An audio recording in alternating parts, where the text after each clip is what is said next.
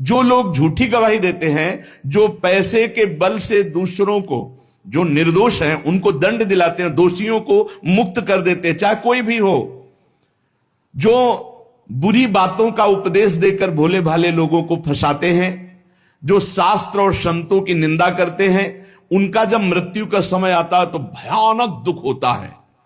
और उस दुख के समय उनकी दुर्गति का रूप सामने होता है। सुअर, कुत्ता, राक्षस, क्या बनना है वही सामने आया और वही उनकी योनि प्राप्त होगी। फिर वो तड़पते हुए मृत्यु को प्राप्त होते हैं। और ऐसे लोगों की मृत्यु जब होने को होती है तो यमराज के बहुत ही क्रूर स्वभाव वाले, बहुत ही, जहां दया नाम की वस्तु नहीं, ऐसे क्रूर स्वभाव वाले हाथों में हथकड़ी लिए हुए और बड़ा भारी मुदगर, वो बड़े भयंकर, और उनके शरीर से दुर्गंध, देखने से ही मलमूत्र छूट जाए ऐसे भयंकर, और उसी को दिखाई देते हैं जो मरणासन होता है।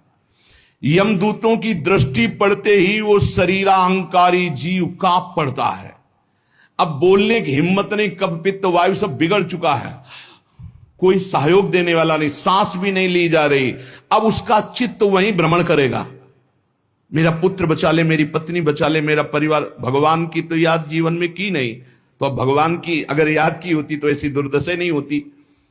अब वो चीखने की कोशिश करता है पर आवाज नहीं निकलती, एक शब्द भी नहीं निकल, बार बार प्रयास करता है कोई मेरी रक्षा कर ले। इन भयावन 2 यमदूत होते हैं। उसका मल निकल जाता है भयवश, मूत्र छूट जाता है, मुख सूख जाता है, आंखें पलटने लगती हैं, सांस ऊपर को उठने लगती है, देखने की शक्ति नष्ट हो गई, भारी वेदना, तड़पता हुआ वो शरीर को छोड़ता है। अब जैसे जैसे बोले कि शरीर तो यहीं छूट जाता है, दंड किसको मिलता है? तो आप स्वप्न में जब पीटे जाते हैं तो आपको पीटने का दुख होता है कि नहीं होता है? पीटने का दुख होता है, जगने के बाद पता चलता है वो झूठा होता है।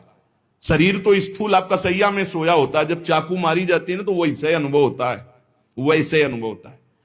तो ये जब स्वाप्निक शरीर में अनुभव हो गया, वो तो यम यातना देह पर्सनल, जैसे जेल की वर्दी मिलती है ऐसे एक शरीर मिलता है उस जीवात्मा को। मन, बुद्धि, चित्त, अहंकार, 5 ज्ञान इंद्रियां, 5 कर्म इंद्रियों सहित उस शरीर में पैक कर दिया गया, उसका नाम यातना देह है। अब उसको शरीर से ले जाते हैं यातना देह से, स्थूल देह तो यहीं छूट गया, सूक्ष्म शरीर, कारण शरीर पैक कर दिया गया यातना देह में। जैसे स्थूल शरीर में, स्थूल शरीर छूट रहा, यातना देह मिली, वो सूक्ष्म होता है। अब ये माता पिता का गर्भजनित देह नहीं है, ये दंड विधान वाला है, ये कर्म जनित होता है, इसे यातना देह कहते हैं। यमराज के दूत फांसी लगाते हैं गले में, जैसे कुत्ते के नहीं डाली जाती है ऐसे, और पीछे से मुदगरों की मार और घसीटते हुए ले जाते हैं। पीछे से ऐसी मार कि वो चीखता है, चिल्लाता है, पूरा अनुभव जैसे स्थूल शरीर में, ठीक वैसे ही उसमें मरना नहीं होता। बस एक खास बात होती है, क्योंकि स्थूल शरीर में मरना होता है, सूक्ष्म शरीर, कारण शरीर जो यातना देह में, उसमें मरना नहीं होता। बहुत लोग कहते हैं शरीर तो यहां छूट गया, फिर नर्क स्वर्ग किसको मिलता है? अरे शरीर एक कोट की तरह उतार दिया गया, तू तो उसी में पैक है, अभी भूल मत कर। अब देखो, दक्षिण दिशा की ओर उसे दौड़ाते हुए, मारते हुए पीछे से ले जाते, और तप्त बालू, आग जैसी तपती हुई बालू,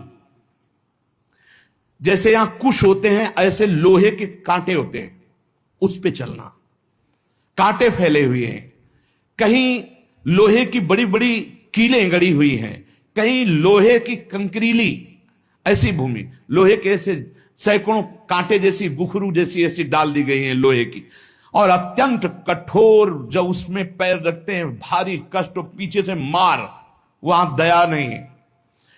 कहीं आगे भूमि आग जैसी जलती हुई, कहीं सैकड़ों गड्ढे जिनमें गिरा गिरा करके मारते हुए ले जाते हैं, और सूर्य भगवान इतने नजदीक से ताप देते हैं कि आग लगती है, वो सूर्य की किरणों से जलता है। ऐसे यमराज के उस मार्ग में घसीटते हुए यमराज के दूत ले जाते हैं, यमपथ, और बीच बीच में दूत उनको कठोर ताड़ना देते हैं, रोक रोक के, मरना है नहीं। जिस समय जीव को घसीट कर ले जाते हैं, सैकड़ों घुड़कियां, मार, इस तरह का कष्ट हो, अभी ये ब्याज है, नरक नहीं पहुंचा, अभी तो यात्रा है। बिना किसी सवारी के यात्रा होती है 48 मिनट 2 घड़ी में। जो मनुष्य यहां छत्र दान किया है किसी को, श्री जी को, बिहारी जी को, गुरुजनों को, आचार्य जनों को छत्र दान किया, तो जब वो जाता है तो ऊपर के ताप से बच सकता है, उसे वही छत्र मिलेगा। और जो किसी को पूज्य जनों को पादुकाएं दान की है, फिर उसको पादुका, अगर अन्न दान किया है तो रोग के भोजन, ये मोक्ष नहीं, कल्याण नहीं, दान पुण्य से नहीं होता, ध्यान दीजिए। हां, उस भारी संकट के समय में तुम्हें भोजन मिल जाएगा, पौशाला खोला है, पानी पिलाया तो तुम्हें पानी मिल जाएगा। और जो मूर्ख यहां आकर के ये सब नहीं किया तो जाना उसको भी यमपुरी है। भजन के बिना यमपुरी से नहीं बच सकते, दान पुण्य करके। अवश्य में भोक्तव्यम कृतम कर्म शुभा शुभम, इसीलिए समझ लो, सोचते हो कि हमने दान पुण्य कर दिया, हमारे लिए भी मान आएगा परम पद का, जाना नरक ही पड़ेगा। बारी मथे घृत होए बरु सिकताते बरु तेल, बिनु हरि भजन न भवतरी या सिद्धांत तपेल। भजन के बिना नहीं, इसलिए कह राधा राधा राधा। अब इस प्रकार की यात्रा, अनेक प्रकार से कष्ट भोगता हुआ पाप पीड़ित जीव धर्मराज के नगर में पहुंचा। अब वहां सेकंड के कम हिस्से में हिसाब हो जाता है। ऐसा थोड़ा क्या नाम है, कहां से लाए हो, क्या क्या किया, ऐसा नहीं, 1 सेकंड के कम हिस्से में बहुत ही लाइन लगी हुआ। यम यातना के शरीर में भारी कष्ट भोगता हुआ जीव दाह का अनुभव करता हुआ, कांपता हुआ, भयंकर वेदना से युक्त सामने खड़ा हुआ। देखते ही निर्णय हो गया। अब वहां से उसको उसके कर्म के अनुसार नरकों में ले जाया जाता है। जिसने यहां सूर्य भगवान को प्रातःकाल उठ करके जलांजलि दी है, पुत्र हैं भगवान यम, सूर्य पुत्र, जो अपने पुरखों का पिंडदान किया है, जो समय समय पर अपने पूज्य जनों को, गुरुजनों को, संतों को अपने घर में बुलाकर भोजन पवाया है, जो बुजुर्गों को तेल मालिश करके, जैसे उन्होंने हमें तेल मालिश करके पुष्ट किया, ऐसे वृद्ध माता पिता के जो चरण दबाना है, शरीर पर तेल लगाना है, उनके वस्त्र धो देना, उनको भोजन कराना है, उसको वहां थोड़ा आदर मिलता है।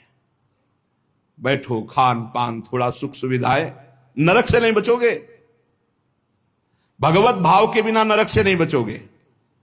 जो जो उसने सेवाएं की है, वो सेवाएं, आए हो नरक के मार्ग में तो थोड़ा तेल मालिश हो जाएगा, खवा पिया दे जाओगे, थोड़ा शीतल जल पीने को मिल गया, खान पान की, विश्राम की व्यवस्था थोड़ी समय के लिए। अरे इसीलिए जय सीत हरिवंश नरक गति दो, ये जो अपने माता पिता को गाली देते हैं, जो मनमानी आचरण करते हैं ना, खूब अच्छे से तृप्त होते हैं। अब बात ये कि याद नहीं रहती ना, जैसे गर्भ की बात याद नहीं, यार गर्भ की बात याद आ जाए तो तुम भजन के सिवा कुछ नहीं करोगे। मरने की बात याद आ जाए कि पीछे जब मरे थे तो कितना कष्ट हुआ, मां के गर्भ में रहे कितना कष्ट हुआ, ऐसी जेल तो है ही नहीं मां के गर्भ जैसी, विचार करके देखो। अब वो मृतक जीव जो जो सुविधाएं दान की थी, वो उसे कुछ दिन के लिए वहां सैया मिल गई, भोजन मिल गया, विश्राम मिल गया, कुछ दिन के लिए। भाई बहुत होश में, दान पुण्य के भरोसे मत रहना। अब जब वो पुण्य खत्म हुआ उनका, तो यमदूत उनको साथ लेकर गए। 12 दिन तक उसको पुण्यों के भोग का अवसर मिलता, तभी तक 13वीं तक कहते हैं जीव को नरक की गति नहीं दी जाती। 12 दिन तक उसको होगा कोई विश्रामालय, उसमें रखा जाता है। 12 दिन तक जो पुण्य सुकृत हुए उनको भोग लो, अभी आराम कर लो, नरक आए हो। अब नरक में प्रवेश होगा 13 के बाद, तभी कहा जाता है जल्दी जल्दी 12-13 दिन खूब पुण्य कर लो, उसको दान करो आत्मा को, तो उसकी उन्नति हो जाएगी। कोई ये झूठी बातें नहीं है। और राधा नाम बोल दिया एक बार तो इसके बराबर कौन सा पुण्य होगा। यमराज के खाते में पुण्य वाला है ही नहीं ऐसा जितना राधा। अरे जाना ही नहीं पड़ेगा भैया, राधा नाम जिसकी जिभ्या से निकाल, अनुल्लिख्यानंतान अपि तदपराधान मधुपति। इसीलिए तो गरज कर कहते हैं, अब जिनको नरक भोगना है वो नहीं सुनेंगे भगवान नाम महिमा, भगवान नाम जप नहीं करेंगे। 12 दिन के बाद 12 दिन तक वो अपने घर के वालों के दिए हुए पुण्य आदि जो उसको भोगता है। फिर जब पिंडदान हो जाता 13वीं, तब मृत्यु से 12 दिन बीतने के पश्चात यमपुरी को खींच कर ले जाया जाता है उस जीव को। अरे यमपुरी भैया हुआ जैसे जेल पहुंचे, कोई थप्पड़ लग रहा है, कोई डंडा लग, वो देखे कि प्राण छूट जाते कि हमारे ये दुर्दशा, मरना नहीं खास बात है। यमराज की यमपुरी को देखते ही प्राण सूख गए। कोई काटा जा रहा है, कोई कोल्हू में पेरा जा रहा है, कोई पकौड़े की तरह तला जा रहा है, हाहाकार मचा, मरना किसी को है नहीं।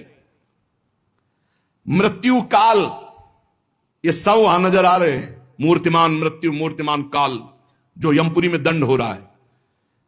काजल की राशि के समान, जैसे काजल के पहाड़ ऐसे यमदूत हैं कि ऐसे पचका दे तुम्हें, ऐसे नींबू जैसे नहीं निचोड़ा जाता, ऐसे निचोड़ दिए, फिर छोड़ दिए, फिर वो जी गया, फिर निचोड़ दिए।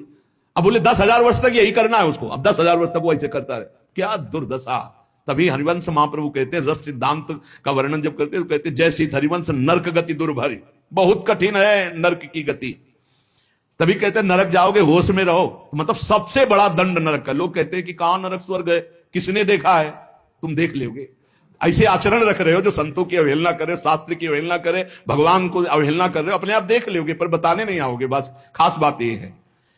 और भौहें कैसी, टेढ़ी भौहें, काजल के समान काले, और विकराल मुख, लंबी दाढ़ें, कुरूप, आवाज भीषण भयंकर, और रोम ऐसे जैसे बंबूल के कांटे कि अगर ऐसे कर दे तो पूरा शरीर छेद जाए, ऐसे दूत, विशाल भुजाएं, पुष्ट भुजाएं, और सब यमदंड यम पास लिए हुए, बड़े भयंकर, दुर्गंध आती है शरीर से। जीव देख के घबराता है, उनके हाथों में फंसा हुआ।